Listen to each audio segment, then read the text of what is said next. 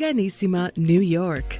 Your exotic skin, hair, and beauty source, and your one-stop shop for all your natural and organic skin and hair care, featuring authentic organic Moroccan oil and prickly pear seed oil and much more. Bringing you only the best, straight from the source and proudly produced in the USA. So what are you waiting for? Shop today at www.organissima.com. Organissima, New York. Your beauty is our duty. Organissima, New York.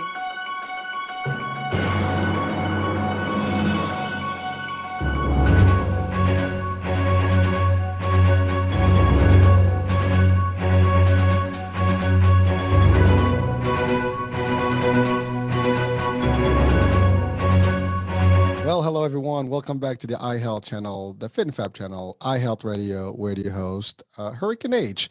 As always, new guest, new topic, and an interesting topic because you've heard the expression of mind over body and mindset and all that stuff. But we always think fitness is a physical element, and we always tend to want to be fit and look fit and all that stuff. That's the Fit and Fab channel here.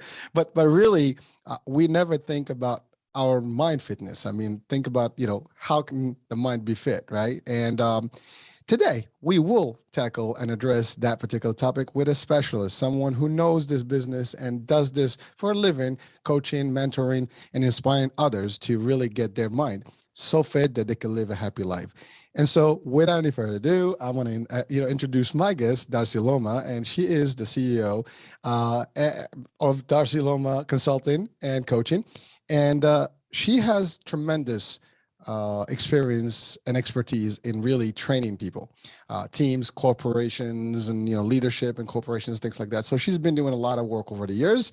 And prior to that, she has a whole experience with politics and different things, campaigns, and we'll talk about that in a minute. So Darcy, welcome to the show, and thank you for being with us today.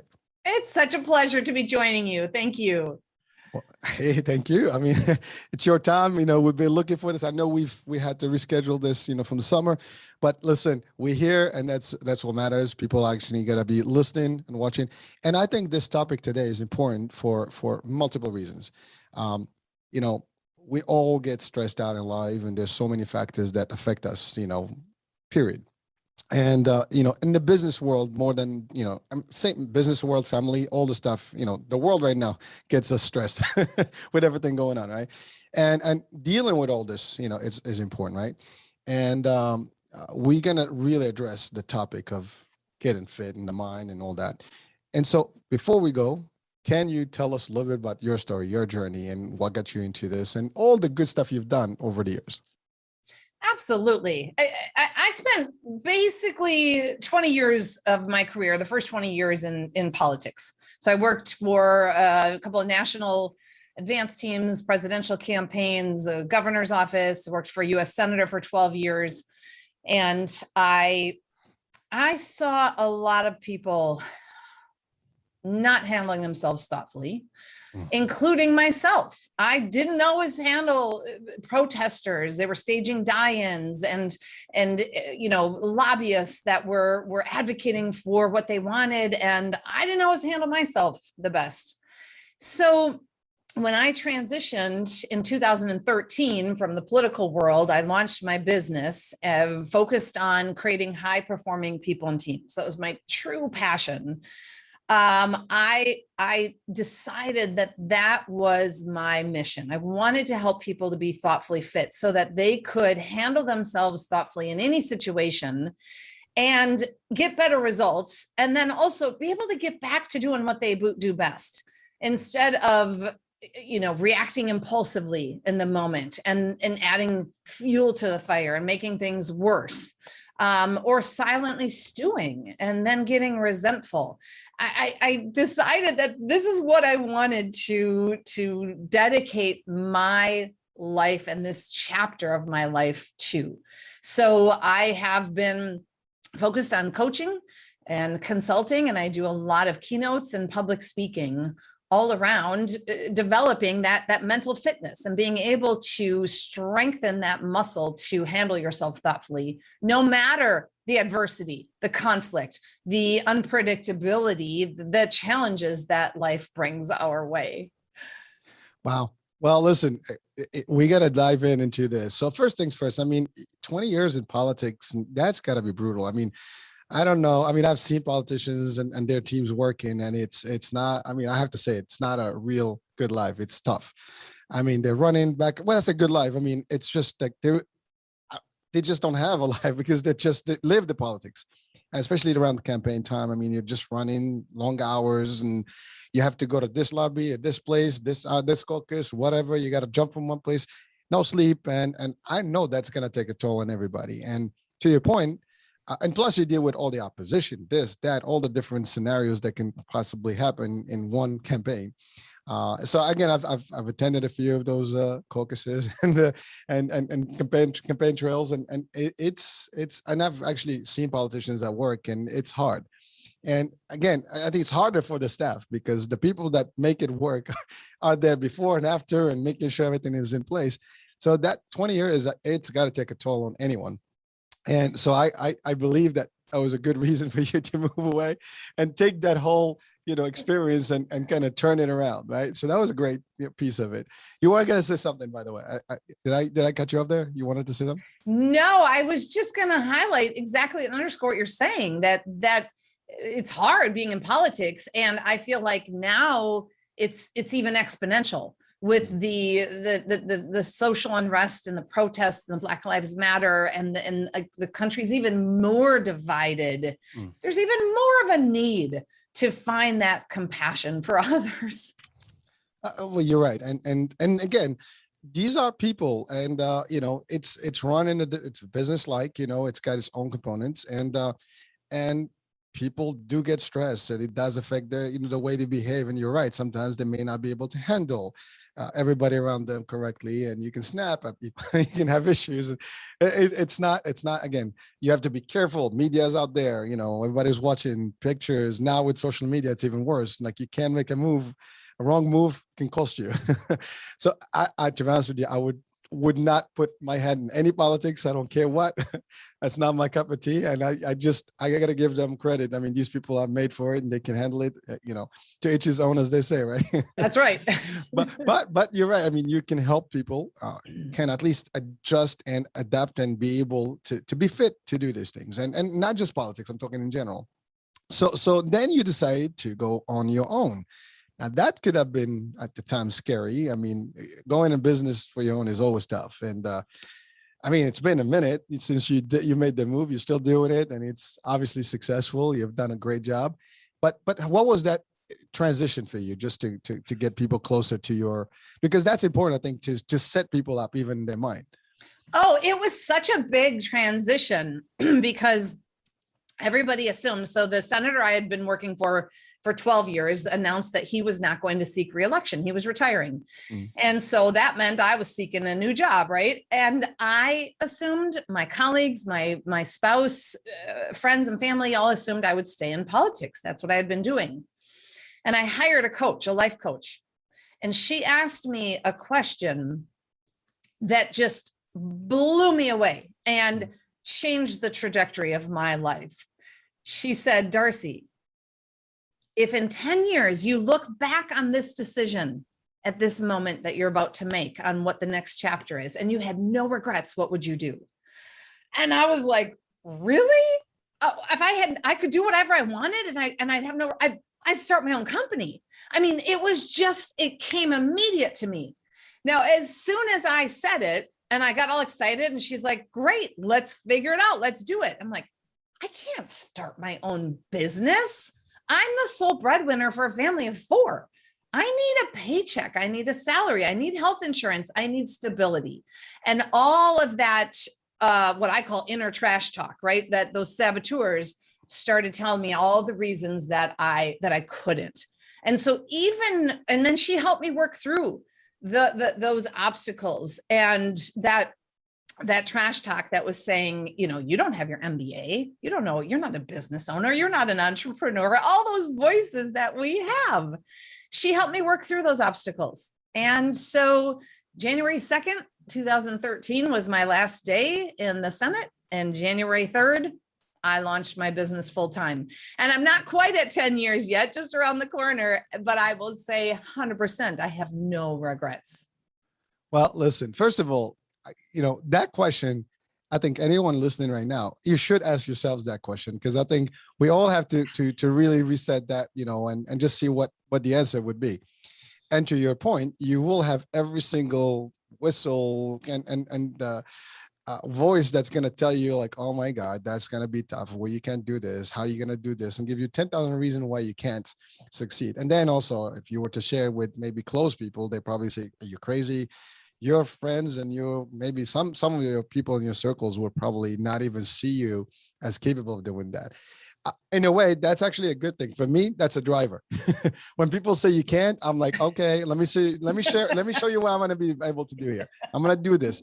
But you did. So, but the good news is you had somebody that was able to guide you a little bit and give you some tips on how to deal with it. Now, a lot of people today may say, well, I don't have your coach, right? Well, that's what we do in the show today, right? We're going to help them get rid of those blocks and hurdles and obstacles that everyone puts around themselves. And I always say this to people, and I do it in social media and even in some of the shows. You are the driver of your life. You can make decisions. Yes. Is it going to be easy? No. Is it going to be hard? Probably at first. You got to work through it, but don't let your dream stop you. And then the other part, a lot of us do jobs that we don't like. We work because we need, to your point, make that paycheck and pay the bills, get insurance. Yeah. But do we really like what we do? That's a question for everybody. You have to ask that question. Is that something, when I wake up in the morning, am I happy to go to work? If you have a regret in the morning to just get it up and you can't get up on the actual, bed, that's a problem. So you have to be able to make a move and do whatever is great for you. So what was, I know you said obstacles and you had all these questions. What was the first step you took to change that? When I launched my business? Yeah. Well, one of the things I did is I designed an alliance with my family, and I told my husband, if I'm going to do this, he was a full-time stay-at-home dad. He took care of everything on the home front, from the groceries and cooking and laundry to haircuts, dentist appointments, Girl Scout cookies. And so I said, the majority of small businesses fail within the first 2 years. And so I said, if I'm going to do this, I'm going to go all in so that we hopefully can continue to pay our mortgage and our health insurance and all these things. And he agreed. And so that was one of the first things I had to do, is make sure I had a solid foundation on that front to be able to launch my business. And the great news is I 2 years in, I was flourishing to the point where I had more work than I could do. And then I had a different problem. I was overwhelmed and over functioning, ended up with adrenal fatigue syndrome. And so I hired a business coach at that point to help me figure out what to do. And I expanded my team. And so in 2015, I expanded and brought on 6 coaches and hired some staff to help. And that released some of the pressure that I was feeling, because I didn't want to decrease my impact. I wanted to keep that, but I knew that the pace I was going was just not sustainable. Well, Darcy, I mean, two great points here. One is that support system, and that's important, because you have to find a foundation. And when you have a spouse, you have somebody that is there. I mean, you have to be, it's a sacrifice that's going to happen, and someone's going to have to help with that. Whether you're, single, married, doesn't matter. At the end of the day, you just need to make sure that you have that system that's going to help you, like whatever it is, your savings, somebody who's got the ability to pay the bills while you're building the business. Because I can tell you, I've been in business as well, and it takes time to build anything, and it's like a roller coaster. You got to take that first, knife, and just go like steep, on an incline. And then it gets smooth from there. But until you get to that top and then it just tumbles on the other side of the roller coaster, it is tough. Yeah. And without the right foundation, it's a problem. Then you're right. You had to either all in. I mean, there's no coming back. There's no giving up on this one. And if you go with the mindset that you're gonna, I'm not sure, is this gonna be, or start having doubts.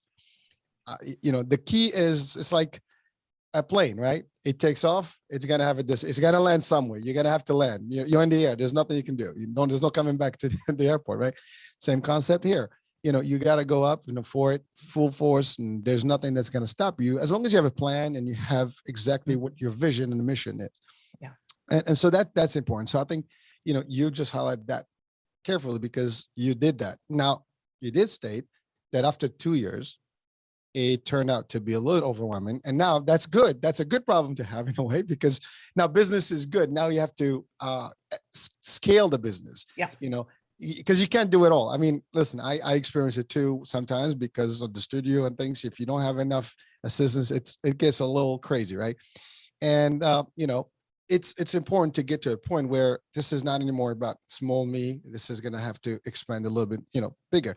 Now, as long as you financially can afford that. I mean, there's ways to do that correctly, but you did. Again, you had also the skill and smartness to actually hire somebody to guide you. Some people don't like to do that, and they just keep winging it, and it doesn't always work that way. So you want to have some guidance from experts that know the business and that know how to maneuver these obstacles. But you did all the stages correctly. I mean, so and again, coming from me, you do this and you train people, but just listening to you right now on this side, I mean, and people are watching and listening right now, they can see how you went through it, and that could be anybody. I mean, literally any one of us would probably go through those stages if we want to make a difference in our lives. Now, before we get into the details, and then you'll take over all the expertise about the thoughtfully fit concept. The other part is that people are conditioned to work for people, and I see a lot of quotes on these things, and we're talking to millionaires and like you read about successful people. They always refer to this expression whereby you work for people because that's the way the system is designed. But if you want to really make money and be successful, you want to work for yourself. That's always a challenging question. Like most people are conditioned, like to your point, paycheck to paycheck. I need security. But nobody that's really a millionaire is working for someone. I don't know of anyone, and if you know someone, maybe you can give us an insight. But I don't know. But it's usually someone who does start a business, builds a business, and then that business hires people, and it grows from there, or multiplies in multiple ventures and things like that. So that's a key element. Now, this, I think, what I'm talking about may hit right into the topic of today, which is how to get into that mindset. So you've experienced it yourself. Now you started sharing this with people, sharing success with people, how to be better with your business decisions and things like that. So let's talk about that. You are running well. Now you go and you build the concept. This concept, first it was coaching, right? That's all. But he took it to the next level with a particular focus. What was that? In terms of what my business, with the Correct. Thoughtfully Fit model? Yes. Yeah. Originally, it started with you being a coach, right? Consultant? Yes. Yep. But there are 3 buckets. There's the coaching bucket, individuals and teams, coaching and organizations, and then the consulting bucket. We do organization development, we do team assessments, team retreats, and then the speaking bucket, which is training on communication, conflict, trust, leadership, and then keynote speeches. And so those buckets have been the same. When I scaled, I brought on specifically 6 coaches who could come in and do some coaching and training in order to, relieve the pressure that was on me. Excellent. And so let's talk about those buckets. And in each and every one of them is unique in a way, right? It's doing a specific, job. For example, coaching teams. That's one thing. Coaching individuals is a little bit different. Now you've experienced that yourself the onset of all your journey, right? And it was fruitful because here you are today. You know, I almost always have a coach. Yep. And I hire team coaches for my team as well. But you see, that's important because people may be listening like, well, what's the secret formula? But this is part of it. You're finding people to guide you and as you build. And I think people can use that as a practice. What do you say to that? Oh, 100%. I mean, I don't think anybody needs to hire a coach, but if you want to supercharge your results, you look at Michael Phelps. He's going to be a talented swimmer no matter what. He's got the drive, the dedication, the physique, the DNA, but he would not have become the most decorated Olympian without a phenomenal coach.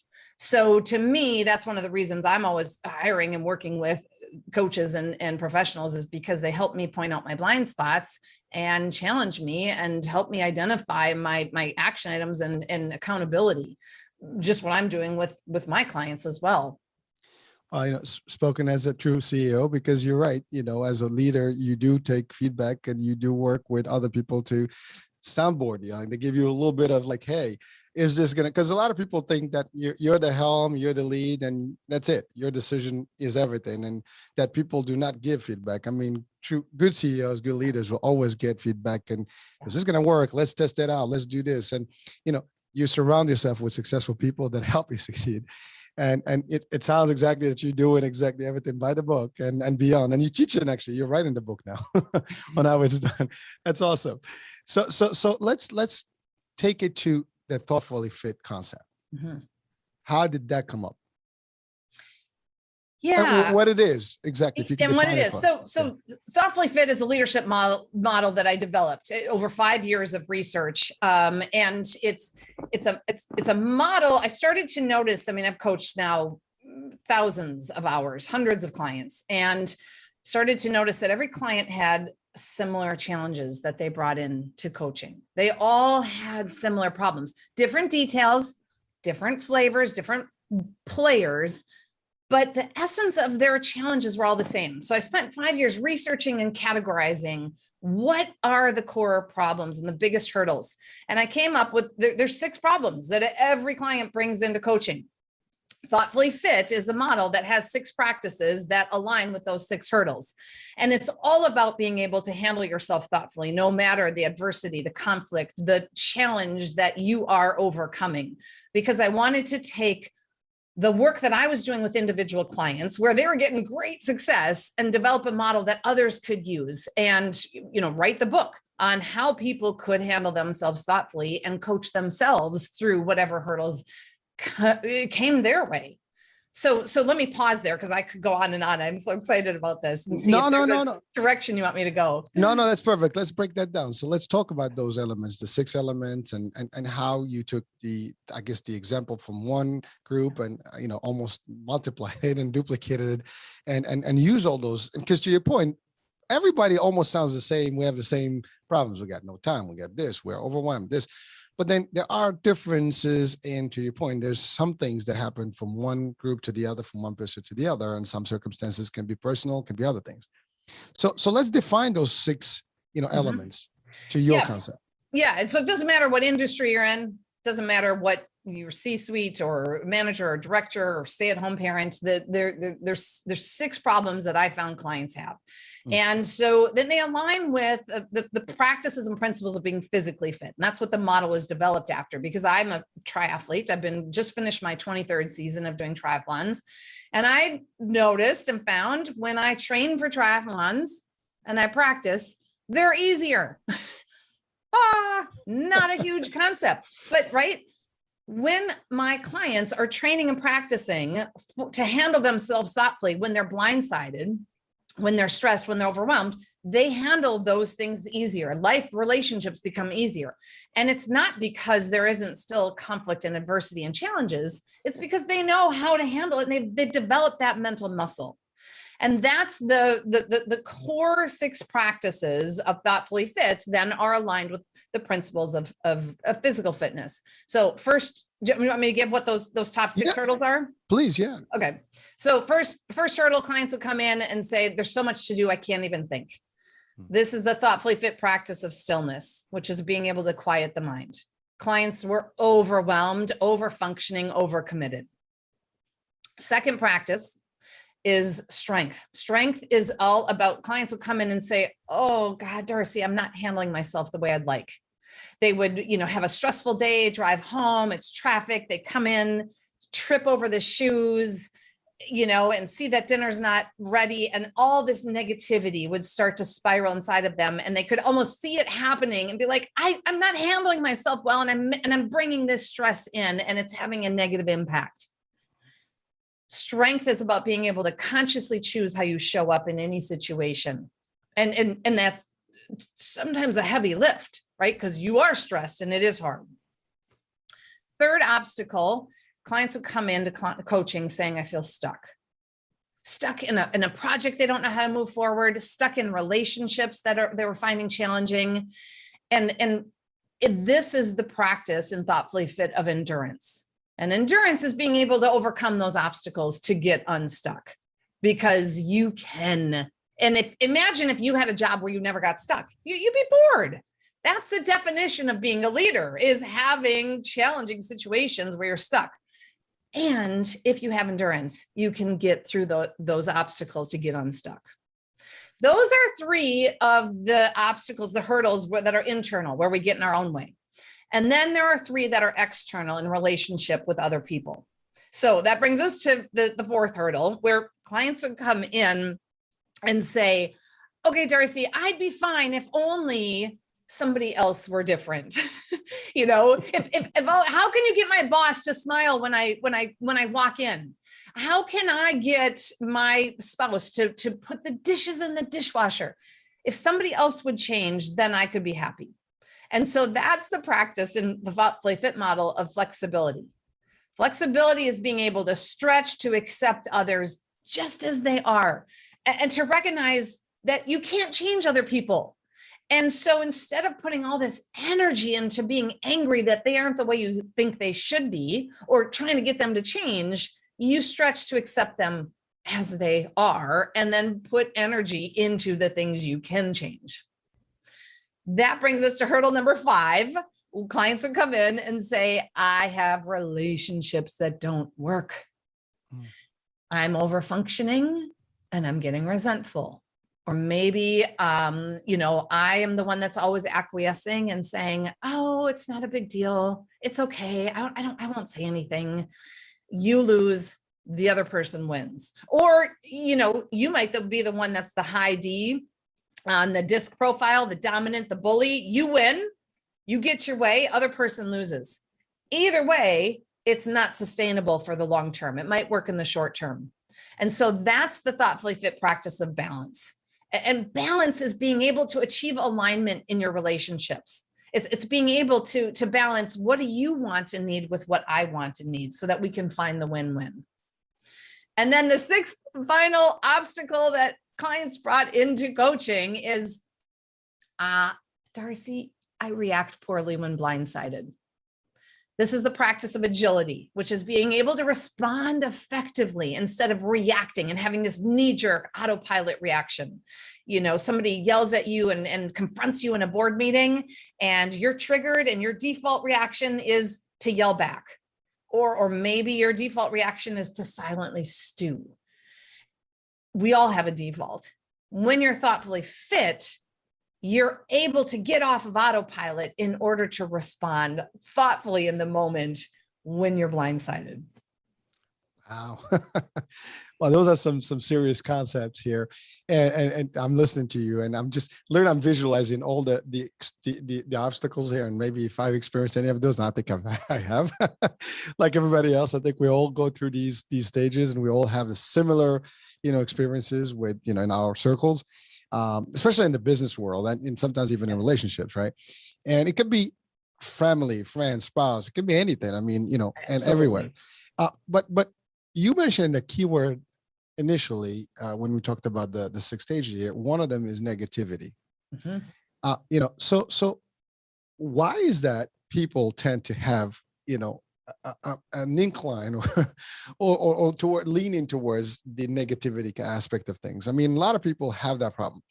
I find it, more common than actually positivity. And it's always good to be positive. And a lot of people, when you're too positive, they look at you like you have three heads, because it's almost like the default is to be a negative. Everything is like, why? No, we can't. It's bad. Everybody's whining, and everybody's looking at like the worst case scenario versus the best case scenario. So in your experience, and as you do these coachings, I'm sure, especially in business, you get a lot of that. And in even personal, relationship, that's very common. I think even in lifestyle, people just in general, they'd rather look at the bad and just dwell about it versus like, what I can't do. Like you said it, I can't do anything about it. Let's move on. Let's find out what I can do here. What's the best thing I can come out with? So in your expertise and experience and relationships with, all these clients, have you seen a common theme why they are driving the negativity or where it's driven from? 2 words. Okay. We're human. Okay. All right. That's as simple as it gets. We're human, right? I mean, we're not perfect. We're flawed. We're broken. And it's natural to think the worst case scenario, to catastrophize, to have sabotaging thoughts. Something happens, you get that, that email that's criticizing you, and that first thought is, what an idiot. And right, that's just part of our humanity. And that's in the Thoughtfully Fit model. This isn't about just be positive. This isn't about don't allow those thoughts, because if it's like, say, don't think about a pink elephant. It just happens. It's who we are. And there's a range, there's a continuum. Some people are more negative and more of a victim. Some people, you just exude positivity. There is a continuum. But at the bottom line, at the end of the day, that's just what is part of our DNA. So this is about being able to recognize that negativity, recognize those sabotaging thoughts, and then consciously choose what you're going to do next. So something happens, you get blindsided, you get, triggered, and there's a sabotaging thought. You don't, instead of acting on it, you pause. At the core of Thoughtfully Fit are 3 simple steps that allow you to be able to handle yourself thoughtfully. Pause, think, act. So step 1, you got to pause. You get off of autopilot and you don't have that knee-jerk reaction. That pause gives you a moment to think. And in the think, that's where you're asking yourself some thoughtful questions. One is this thought serving me or sabotaging me? If it's sabotaging you, that's okay, but then don't act on it. Go vent, go for a run, talk to your therapist, journal, whatever you need to do to get rid of and process and think through that thought so that you then can say, okay, now, how do I want to respond? What could I say in this moment that will neutralize this instead of adding fuel to the fire? And then step 3 is to act, so that you don't, on that, negative thought, that sabotaging thought doesn't lead to a sabotaging action. Wow. Well, it's amazing because hearing you right now, it's almost like it sounds very simple, because it is. But the problem is we are not, exercising this particular concept. I think that's the issue. Because to your point, all we need is take a pause, as you stated, take a deep breath. And we hear this all the time. Take a deep breath, absorb, see what's going on. Like, don't overreact. Don't react immediately, right? Because the minute you start thinking, you're going to see everything, the good and the bad and the ugly, and you can evaluate what your next move will be. I mean, I always, relate to martial arts, and that's a very common, piece in martial arts, because you get confronted. So yeah, you can fight, but what's the outcome of the fight? Yes. At the end of the day, it's either going to be hurting somebody, in jail, dead, or something. It's bad outcomes. There's nothing. So the best fight is the one that didn't happen, right? But you get to that point when you realize that, first of all, this guy is insulting me, and all right, what does that mean? it didn't take anything from me. They can say whatever they want. They're not, as long as they didn't touch me physically, I'm not hurt. You know what I mean? So I can walk away.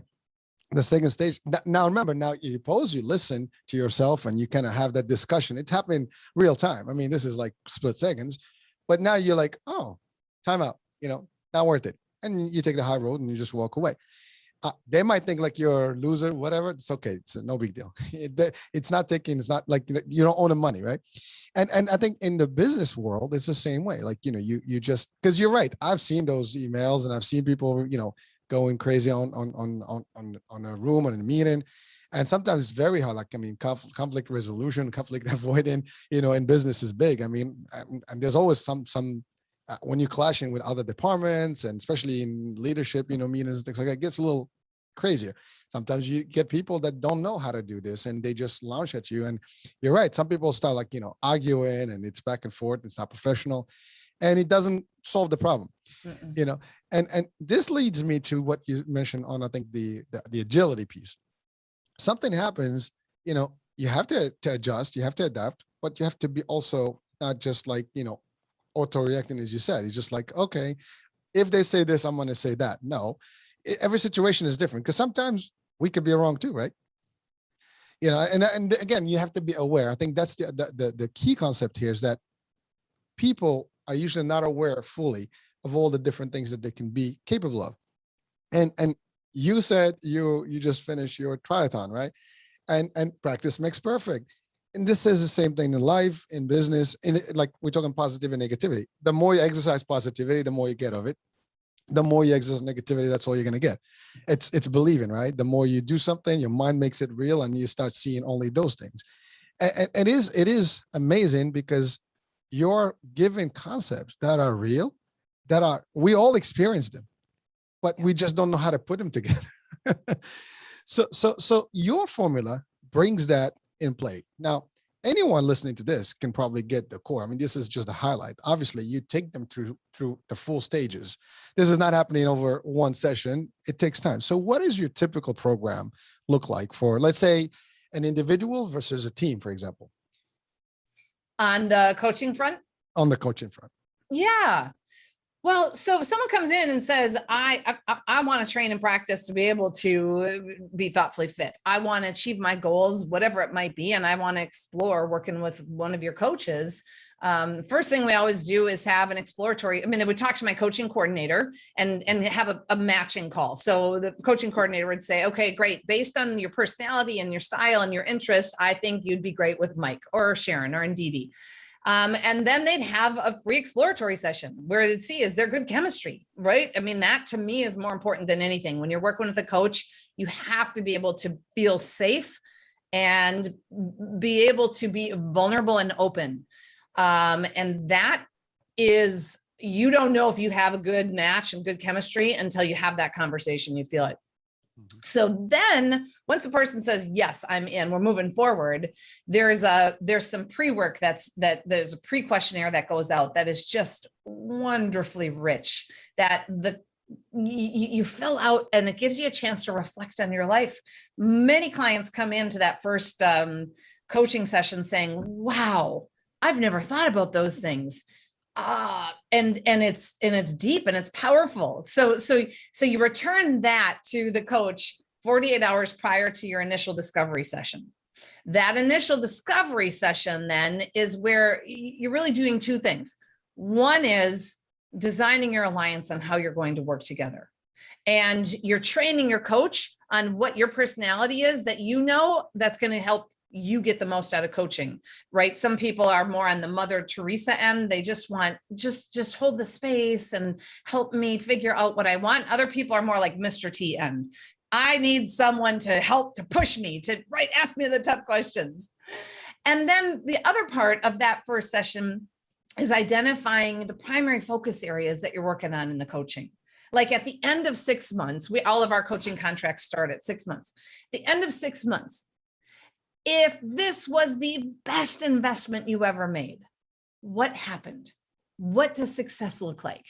And you identify then, usually it's 3 to 5 primary focus areas that you're working towards, so that you have benchmarks, So at the end of coaching, somebody doesn't say, well, gosh, Darcy, you were really nice and I enjoyed talking to you, but nothing changed in my life, because coaching is all about creating change, positive change. And then that leads into the coaching sessions, which, our firm designs it every other week. You are meeting with your coach. There's unlimited support in between, email, phone, texts. And there's homework at the end of every session. There's action items that, what are you going to do between now and the next session in 2 weeks? And it's incredibly powerful to have somebody who is there as your advocate, your sounding board, your cheerleader, just for you on your journey for, growth and development and to reach your goals. Wow. Well, first of all, it's amazing. I'm listening to the concept. I mean, it's rich, and by the way, I know there's a quiz that people have to take, and I think it's on. There's a link to it, right, on your website. Yeah. So thoughtfullyfit.com. There's a free quiz. It's like 2 or 3 minutes. And that, if somebody's interested and says, I want to know of those 6 hurdles, which one's my biggest? Which one is the biggest that I struggle with? That quiz, you take the quiz, it'll tell you which is your biggest hurdle. And then it'll give you some strategies on how to overcome it. And these are all the strategies that are outlined in the book that I wrote. And they're the strategies that I use with coaching clients and that my coaches use with clients. Because the key is, a lot of times people say, I don't know where to start. That's a really simple place to start. Figure out what's your biggest hurdle and start to train for that, to overcome that hurdle with the strategies. Excellent. Well, people, our viewers and listeners right now, you will have the description and the link, so you can take the quiz, see what's not working and what you'd like to improve on. And, self-development is great. And we always can use a new thing and learn a new thing, right? But you said something, when you have that assignment to a coach, right? You have to match basically the right, profile to the right, candidate. Now, I'm sure people are usually reluctant to share in their weaknesses. Not everybody is willing to say, you know what, I think I suck at what I do. People are not as accountable when it comes to themselves to really claim their weaknesses and say, like we all think that we're good. I mean, it's unfortunately, but that's how we all set, right? Our default is like, we don't take criticism. We're not willing to share sometimes people go to therapy and they say all these things to their therapist in confidentiality and all that. But at the end of the day, I think the listeners and anyone in the business world and even in personal, if you want to really make a difference and change, you have to also be willing to share, all the things that are really not working for you or how you're going about things. If you leave things out, you're not going to be able to get the diagnosis correct, right? And I think that goes for like just going to medicine, right? If you go to a doctor and it's like, what's wrong with you? Like, I'm good. Well, they're not going to scan you with X-ray right there. I mean, they got to do lab work, but you can save time if you give them like, key elements of what your problem is. I think that's important. So your experience when the coaches and you guys are devising this particular introductory, meet or whatever you call it, I think it's just an introduction, right? Like there's first an exploratory session just to see and explore, and then there's that initial discovery session. Once you say, I'm in, let's do this. All right. So, but that requires that 3 minutes. Well, not 3 minutes. I think they do that whole survey, right? And they will tell you what their strengths, weaknesses, all the stuff, what they want to work on, and then and their personality traits, right? I mean, that's important because to your point, you and I, we can connect. Maybe if we don't have that chemistry, as you mentioned, maybe we're not going to be able to connect, because this is going to be a long-term commitment. I mean, this is a few months work, worth, right? So I think it's important for that. Now, what are some of the common, not obstacles that people come to you, but like things that, for example, leaders in corporations would want to make as a change in their teams and so on and so forth? Because when they hire you for corporations, for teams, right, they do. You get to work with global teams or just leaders, like individual leaders. Absolutely, work with teams all the time. So what are some of the, I guess, I might just guess, but I would like you to tell us. Yep. What are some of the elements that teams usually have as problematic? Yep. And absolutely. And I'm going to answer that. Can I real quick comment on Sure. the premise you made a moment ago, that people find it challenging to talk about their weaknesses. The one thing I will share with you is that if you have the right coach and that chemistry is there and the safety, I'm going to tell you, my clients, they come in, they're craving a safe place to be able to say, this is where I struggle. This is what's hard. This is what I don't know. They're craving that, to like take down the barriers and to be vulnerable. And I guarantee with our clients, 100% confidentiality. We don't share, not only do I not share anything with anybody about our clients, I don't even share who my clients are. So if I run into somebody at the grocery store and they say, hey, Hurricane H told me you're coaching them, I'm like, yep, it's great. But I don't even, so that's one of the things I have found is what makes it powerful is it is a place that they can go there and let that facade down and be real. So I just wanted to highlight that. If that's all important. Right. That's important because I think that's a big deal, because most people are afraid to show that they're not strong enough or they have weaknesses, especially if you're in a leadership role, whatever, you're invincible, but you're not. I mean, the true you has to come out. Yeah. And it's like, and that's really the biggest deal, because people are not ready sometimes to face that. It's like a fear. Yes. You want to face it, but you have to be willing to really let it go. Like, just find someone to talk to. And that's exactly the first step. If you're willing to have other people listen, because now you're seeing a different version of what you're thinking. Yes. What you hear from me is different from what I hear myself saying or doing. Yeah, it is. So thank you for letting me just share that. And so I can, if you want, I can transition to your question about teams and please, team yes. coaching. Yeah. So, oftentimes I find when a team leader reaches out to me, or a CEO or a department head or an HR leader, the presenting problem is not always the real problem, but oftentimes the presenting problem is something around, we aren't gelling as a team, and that could be all the way from people are holding back, meetings are kind of silent or stale, or all the way to it's dysfunctional to it's toxic. There is conflict active and the 4 toxins are present. And so when I'm doing team coaching, we are digging in to explore. And the first thing we do is a team assessment where everybody is sharing confidentially how they experience the team and what the challenges are, and also what they need and what they think the team needs to be able to flourish, to be high performing. And that assessment, I mirror back and give to the team as the starting point and say, here's the themes of what I've heard your challenges are and what you want. And the first thing that we do is just raise that team awareness. And I have people, and there's all sorts of fun things we do, whether it's virtual or in person, to let people share how much they agree or disagree with the themes of what I heard. And that then becomes the starting point for the engagement. And you asked, what are some of the problems? It's personality differences. Oh my God, my conflict, or my colleague is this visionary, big picture, and they're always up in the clouds. And I just want to know the facts. I want to, do the details and analysis and get some stuff done. And there's this different in personality and style, or maybe you are focused on the process, and you want to make sure all the voices are heard and you're very nurturing, and your colleague is focused on the outcome. Don't care about the process. Let's get it done. And you butt heads because we're different. And that then, if it's not addressed, is what then can create tension and conflict.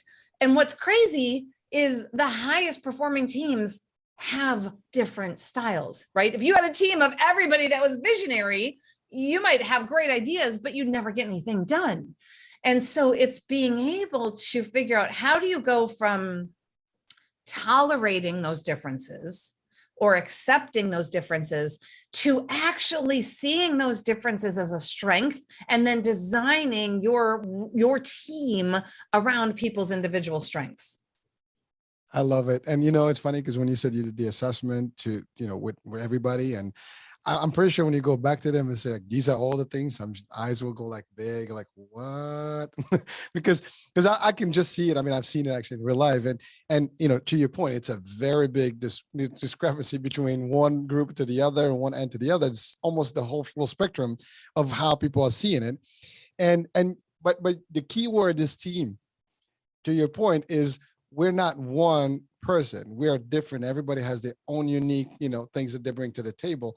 It's just how to coordinate all those efforts together. I mean, when you're in sports, as and a lot of, you know, training modules and things like that sometimes are made with some sort of a movie clip about sports, and you can see how teams are made and how they really conquer the world and get, you know, these trophies and cups because they work together. And everybody's like, one is fast, one is, basketball, for example, someone doesn't miss a shot. The other ones are good, moving things, defense, offense, you different things. And we can pick any type of scenario of a team. Yep. It's not one style. There's different styles in that team, and everybody has a piece to deliver. Again, operations in business, right? You got operations and they have different departments, and none of these departments can work individually. They all are relying on each other to actually deliver the work. It doesn't matter what business you're in. So that's a big deal. And I love the fact that you're helping people identify that and really seeing that you can do this. You have all the good ingredients. Now we just have to make it where everybody sees how to connect together without having a conflict. And I think so I was just going to say that's another core problem that teams come in is they're existing in silos. So sales is only looking at sales, and marketing is in operations, and that is creating conflict because they're existing in a vacuum, in a silo, and holistically, then they're not all rowing in the same direction. Darcy, I think we need another show just to talk about that, because that's something exactly. I experience daily. I mean, it's not when I say I experience daily. I mean, I was going to do a show just about that, because it's really just the synergies between departments and how it all plays. And sometimes not everybody is at the same frequency. And that's in itself, we can talk about that over and over. And it's a big deal because it creates sometimes challenges. And the bottom line is the bottom line, right? We all are working. When we work for companies, it doesn't matter. There is an objective for the company, and every business is to grow business. You're not in business not to grow whatever it's service, product you're selling. You still got to grow that business. And to do that, you have to improve your processes. Sometimes you live in the past. Many of the companies, they don't improve or catch up with times, and they live in some protocols that they've had a couple of years back. I mean, things move fast in the business world, and you have to really adapt quickly. Agility, adaptability, right? All those things. And you're right. So there's the silo concept. There's the ability not to catch up in the same frequency or speed. I mean, we talked about Hurricane H earlier. That's where it came from. I mean, it came in from me moving and working in a different state where the pace was different. So my pace was higher, and they used to give me the nickname, "Here comes Hurricane." So that's how it started. But that I've seen that in real life, and it's amazing. But you're right. You can, with the help of somebody that's outside, highlight those things. I think that's the problem. We don't want to see it because we're in it. When someone comes from the outside, it's very easy to see. You can sit in a room, with different leaders, and you'd be like, whoa, what the heck? I mean, and I've done consulting, and I've seen that actually in real life. And it's funny because when you sit in those tables and you're like, what the hell's going on here? Right now, obviously, I was doing consulting for a specific job. I wasn't a coach, so I had biases, but it's different. But you still have to deliver. And sometimes you do deliver, even when there's a problem and you have solutions and you give them. What I've noticed, sometimes they don't execute on them. It's like what's the point? Right. Listen, I get paid, you get paid. I mean, at the end of the day, you deliver them. Here's your formula. This is the success. This is what you need to do. But whether they apply or not, I mean, you can't push them for it, right? But it's crazy. Now the other piece is conflict of personality, or personality conflict, right? I think that if there is one piece that is the biggest in all this, is that because we are not focusing on the business part of it, or like it's just business and we have to work together towards a common goal. I think we take it personal. it's power, trips. It's, this is not for me. Why do I have to do this? Why do I have to listen to this guy or this gal? And that's really what it comes out to. Like, who you think you are to tell me what to do. And I know this business better than you. You can't tell me.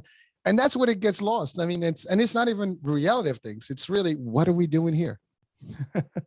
So it's amazing when you are in there and you experiencing this. I mean, you just sit back and just watch.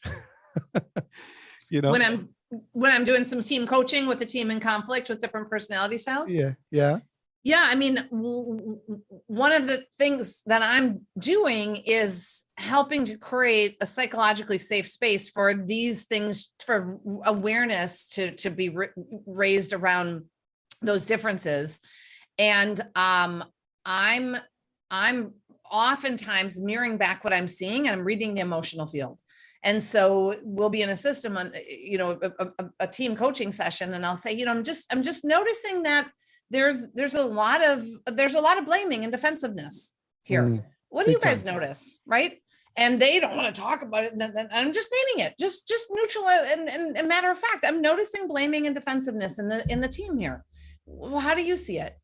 And they'll kind of look at each other and be like, yeah, this is normal. This is what we do. Okay. How does that serve you? Well, it doesn't. It's awful. I feel like I'm not heard. Okay. So what would it feel like if you were heard? How would this team be different if you didn't have that criticism and blaming and defensiveness so present? And so I'm not with any judgment, just helping the team to raise awareness. And I'm coaching the team as a system, right? I'm not coaching the individual players. I'm coaching the team as a system to identify how do they want to be? What is that ideal state? What's the current state? And then what are the gaps and what do they need to do in order to get to that ideal state? Given the fact that one option is not for people to change their personality. Right? Well, you said it. You can't change people. You got to work with them for what they are. That's right. That's right. Well, I mean, it's amazing because you're making these analogies, or at least descriptives here, but I'm visualizing them literally from experiences that I've had myself in group trainings and meetings and things like that. And you're right. That's exactly what happens in real life. You have different feelings and, but it's not serving the purpose. Like I said, you are the outsider, you're coming in for the sole purpose to make a difference. But what my next question would be like, when you are doing this, I know there's always some people that are not committed. They're there just because they were told to be there. And so what do you do to actually highlight those people? And again, just, if there's anything you can share with us. Absolutely. I mean, that's one of the things as I'm designing that alliance up front with the team is I'm asking, are you interested in creating change? Or are you here just to go through the motions? Because I have no judgment. If you're just here to go through the motions, that's fine. But then don't waste your money, right? Do you really want to create change and do you want things to be different? If you do, then let's do this.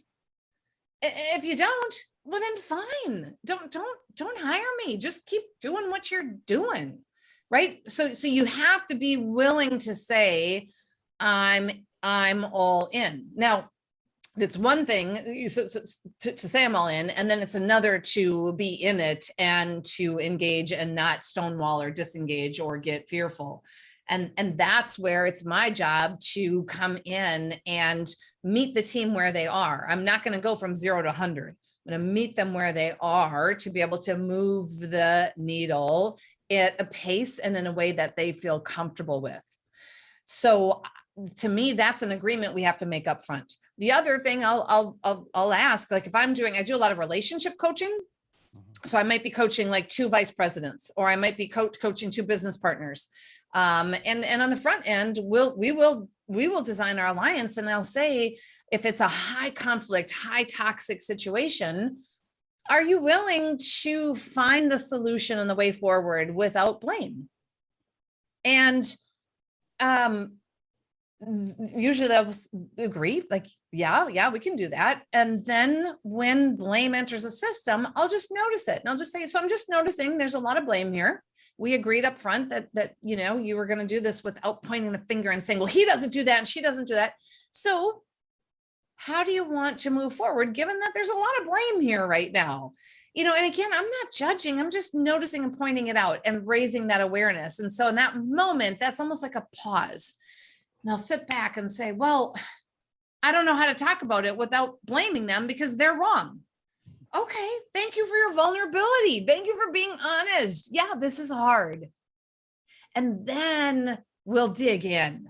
As if they're willing to name that and be vulnerable enough to say they want to do it right, but they don't know how, great. I can work with that. No problem.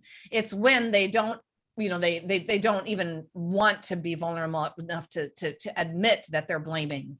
That to me is, that's where it's a different level of challenge. Does that make sense? It does. As a matter of fact, again, I'm listening to you, and something came to my mind. There's a book, The Oz Principle. It is about accountability, and it lacks a lot in the corporate world. For the most part, people have always a blame. It's always the other guys. It's never us. It's like everybody is wrong and you're right, and that's not always the case. And like the concept really is above the line, below the line. Raise above the line, meaning that you don't have to blame, it's not the others. See what's your conflict there, what's your part of it. And then, and that's a big deal. But I think the other element you mentioned is with all this, you're doing this conflict resolution, you're trying to work with them, no more blame. And even if you identify, you highlight it, but then there is sometimes a sense of fear of retaliation. Yeah, you're going to leave and everything's going to be good. But now like I have resentment, like, you called me out there. And so does that something that you have to mitigate for in advance? Is that something you plan for also as part of your strategy when you give, some of these, folks guidance? Well, what we're looking to do is to create a space for that resentment to be revealed. Because when somebody is silently stewing and they're suppressing and they're not speaking their truth, that's when resentment builds. But if I come to you and I'm angry with how you're treating me and I don't say anything for 6 months, you better believe I'm resentful. But if I come to you and I feel like you've disrespected me in a meeting and I say, hey, Hurricane, can we talk? I don't know what was happening on your end, but from my end, I really felt like you were interrupting and talking over me and I felt disrespected. And I'm not sure if that was in your intention, but I'd love to talk about it. I'd love to hear right. And the resentment doesn't build then. And so when I'm working with a team or relationship, we're trying to create the space for people to say what they need to say so that they don't have that urge to retaliate, so that they can just be in a place of curiosity and a vulnerability and sharing what their experience is. So I'm listening to you, and I have to say, just from this, the way you just broke that down, I can guarantee that when you're part of that crew and you put in this stuff in place, I would be very amazed that the conflict is not resolved and that these people cannot work again as a team. There is no way for it because you are setting them for success, and you're really highlighting the real reasons why they're not cooperating and partnering and syncing. And I mean, I'm listening to you, I'm smiling because I know exactly what you're doing, but the way you're doing it is almost like, it's smooth and it's not aggressive. It's very easy. It's not pointing the finger. It's like, hey, but that's the other thing. It's like being able to address that in a way that is like, I can absorb that. I can take it, Yeah. Yeah. Because relationships are hard. Of course, there's contempt and stonewalling and anger and resentment. Relationships are hard. Communicating is hard. Saying to somebody, hey, Hurricane, I felt bad when you did that. That's not the norm, right? That is not the norm. So when I come in and work with a team, I am not coming from a place of, let me tell you what you're doing wrong. I'm not coming in from a place of judging. I'm coming in from a place of, let's create a space for some of these things to be revealed so that we can address them, because none of us are perfect. We're flawed, we're broken. And if we can raise up the compassion and raise up the positivity in that system, right? boy, let me tell you, conflict gets resolved. It's why I love what I do, because we do get to a place where that team is high functioning, where there is trust that is rebuilt, where there is positive communication, where there's healthy conflict and respectful conflict. Yeah, and people can, listen, we can agree to disagree. It's okay. We don't have to see eye to eye all the time. And, but at the end of the day, as long as it serves the purpose of the company and everything, and it doesn't affect the team morale and all that, that's all that matters. But you're right. I mean, I'm just listening to you and I'm just getting that nice positive vibe that, you know what, it will get resolved. You will highlight to a level where there's no way for us to even question it anymore, because first of all, we're going to see what's wrong, because sometimes that's the other part. You don't see it. Then we will be identifying who is in the mix, that needs to get a little bit more flexible, because sometimes it's one person that is literally on the tangent and they're very extreme, and the other one on the other side. So it's all there. So I know we're getting into the time frame here, but I wanted to ask you about your book. So what's the name of the book? Is that Thoughtfully Fit? Yep. Your training plan for life and business success. All right. And it's available, of course, on Amazon, the website. Amazon, Audible. Yeah, anywhere, you name it. Okay, good. So it is the same concept. There's nothing additional in there that we haven't covered. It is Thoughtfully Fit. It's the 6 hurdles. It's the strategies of how to overcome those hurdles. And it's a hybrid leadership book with a memoir of the story of, and I know this is, we're as we're ending, I'm going to throw this big bombshell, but go for it. It's through the story of when my husband was arrested 5 years ago for sexual assault of a minor he had met online. He was a full-time stay-at-home dad to our 2 daughters. He was arrested, 50 police cars, SWAT team, media. It was horrendous. He was taken away.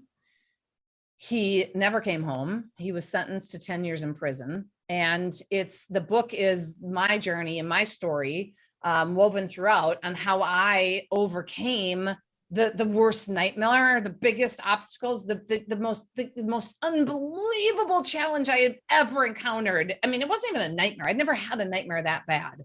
And then, sharing how these principles helped me navigate those huge problems and obstacles.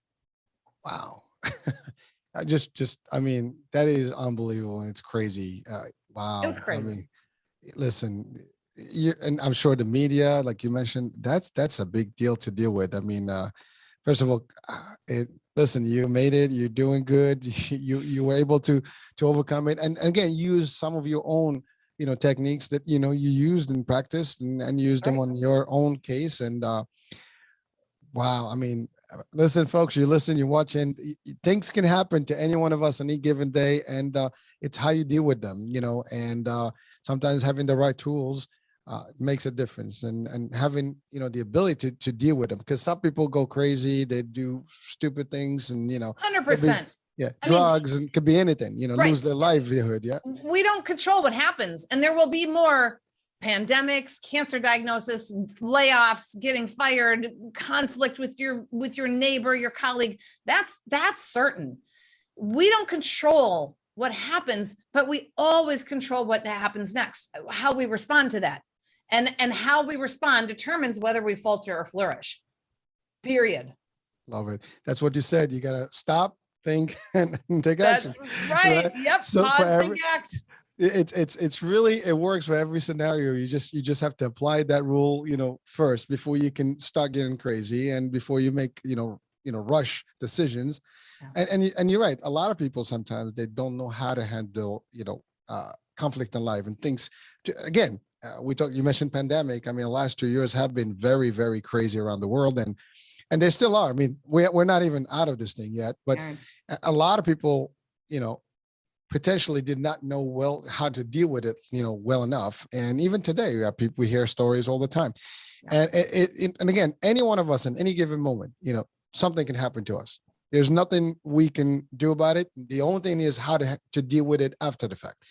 And when you don't know how to do it, when you don't know how to manage it, that becomes a problem. But you have effective solutions, effective means, and really, I mean, mental agility, as you said, mental thoughtfulness, and fitness is a core element here. I mean, your mind is just as powerful, and it should be trained as it should, and you have to give it enough practice so you can be ready for any calamity that can hit you at any given day. And frankly, we're never going to be 100% like, we think life is secure and we're going to be good. Nothing's going to happen until we're out, but that not necessarily not going to be the case. And the way it looks in this world, it's just going to get probably worse. So just be always ready that you have to handle it better. And to your point, to find that positivity and find a way out. Listen, first of all, thank you for sharing. That's personal, and that's big. And but I think it's a great lesson for us, me, and everybody listening. That you might be faced by some serious, element in life, and it's just you got to do better. You got to figure out a way out of it without hurting yourself or your family or your livelihood, whatever. You're still successful. You're still doing it, and you preach and you talk the talk and you walk the walk, as they say, right? Thank you so much. So that's truly appreciated. So, well, listen, Darcy, I mean, we've exceeded a little bit the time, but you know what? I had a great time, and you've covered a lot of good angles here, and from the business perspective, and some of these concepts can be applied in life too. And you shared it yourself. I mean, you were a true live example. And, I think for everyone listening, this is great. And, from a business perspective, anyone in business that wants to have some resources, to see, because I know every company will probably need some sort of element of intervention at any given time. We try to do our best as, in leadership, but or even in any level, actually, that for that matter, because conflict happens all the time. Yes. But please check out the website, Thoughtfully Fit, and reach out to Darcy.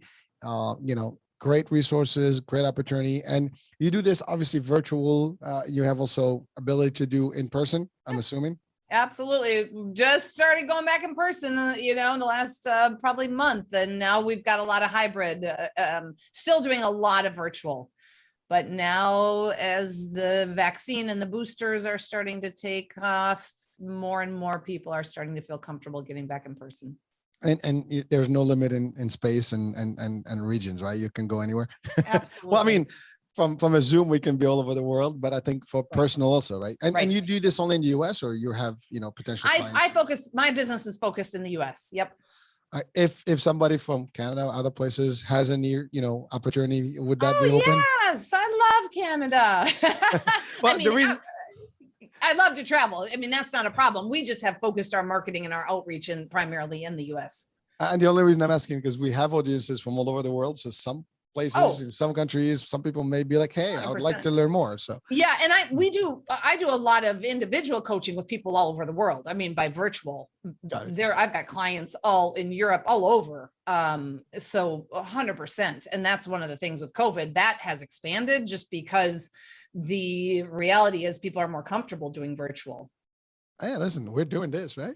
That's right. We're doing this. It's working, right? So, but yeah, I mean, thank you, because again, I just like to highlight for everybody that the opportunity is available. So it's not limited.